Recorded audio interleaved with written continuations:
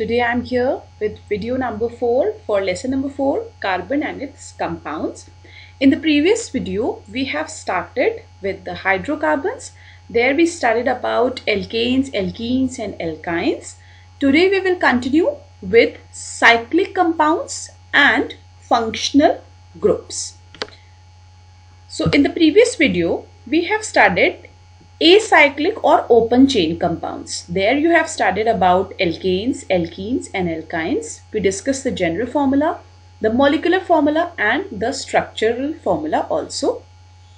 Today we will continue with cyclic or closed chain or ring compounds. Okay, when carbon instead of a single chain it is forming a ring-like structure, then it is known as carbocyclic or homocyclic compounds. Heterocyclic means when along with carbon some other element is also forming a cyclic, that is known as heterocyclic compounds. Homocyclic or carbocyclic compounds are of two types, that is alicyclic and aromatic compounds. So let's start first with the cyclic compounds. There they are arranged in a ring structure. So how many carbons are required for forming this ring? Can a ring be formed with one carbon? No. Two? No, at least we require 3 carbons to form a ring. So basic criteria for forming a alicyclic compound is that there should be a chain, 3 of the carbons atoms should be there to form a ring-like structure. So let's start with the first one, cyclopropane. You know, prop we use for 3 carbons and ane because there is a single bond. So the structure, molecular formula will be C3H6, this you know, and the structure will be like this. C, 3 of the carbon atoms, they will be forming a single bond among them and hydrogen is attached. 2 hydrogen is attached to satisfy the valency of carbon, that is 4. And if you see this is known as bond line notation. If this triangle is there, then you can easily understand that this is the structure of cyclopropane. Same way, cyclobutane, that is C4H8, it will form a square-like structure.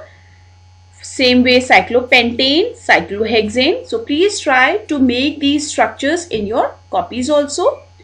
For more, you can see this. This is cyclooctane, that is C8H18, cyclononane, C9H18, and same way, cyclododecane, that is C12H24. So these are the alicyclic compounds because they are forming a closed ring structure in them. Next, one more thing I would like to tell you, that alicyclic can be unsaturated also. Means if they have a double bond, then they become unsaturated. Previously we have studied about they were all saturated. This is the unsaturated also. Okay.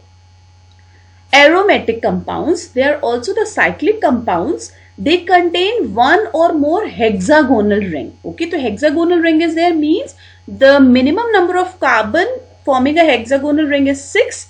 So therefore, this is the prerequisite, this is the requirement for aromatic compounds, that hexagonal ring should be there and they may have triple, double bonds at alternate positions. So first structure that we will study is of, can you name this? This is benzene.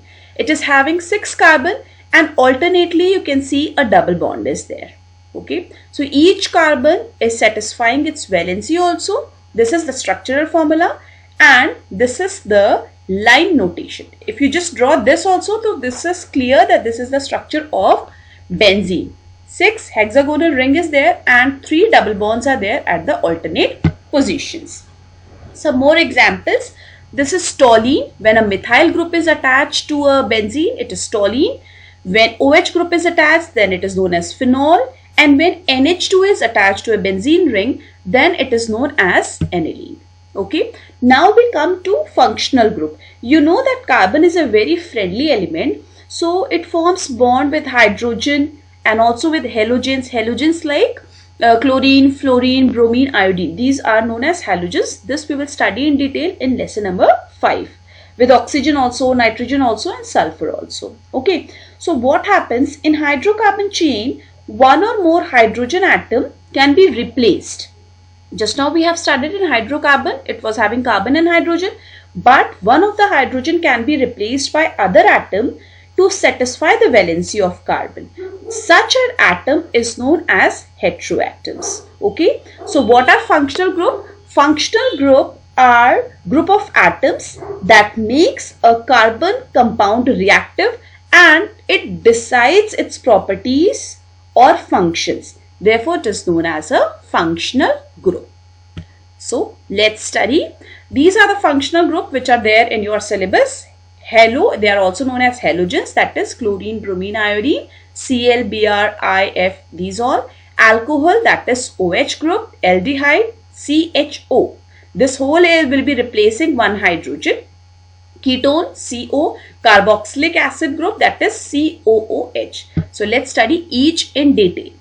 This is the structure of, can you name the structure? This is ethane, okay. This is hydrogen having 6 hydrogen and 2 carbon, okay.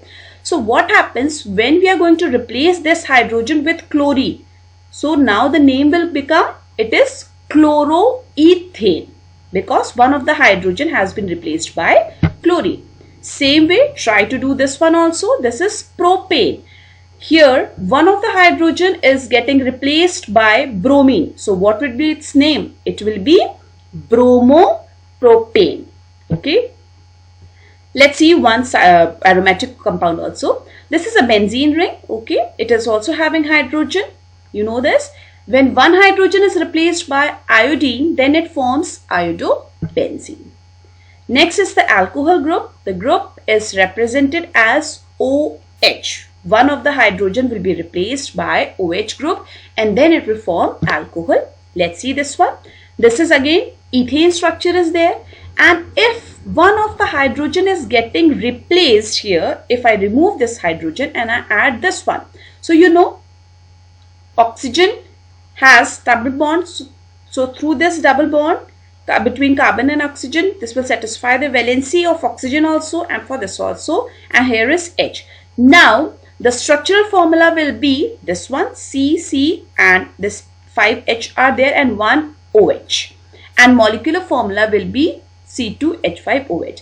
Now the name has changed from ethane to ethanol. Okay, for alcohols we add the suffix ol, ol.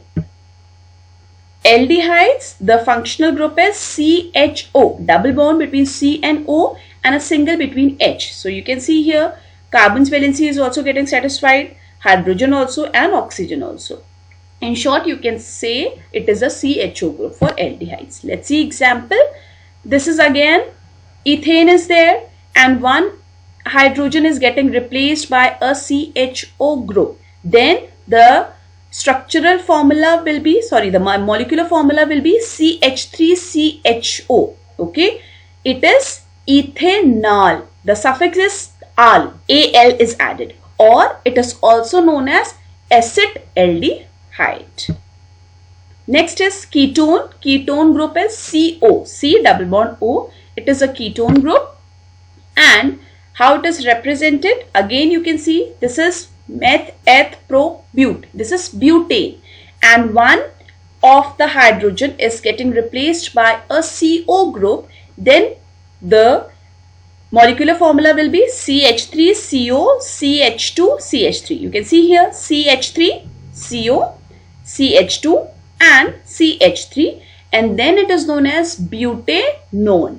We add the suffix -one, ONE for ketone, OL for alcohol and Al for aldehyde. Last one is carboxylic acid. Carboxyl group is represented by COOH. Okay, so here you can see it is propane, meth, eth, prop. It is propane is here. Then what will happen?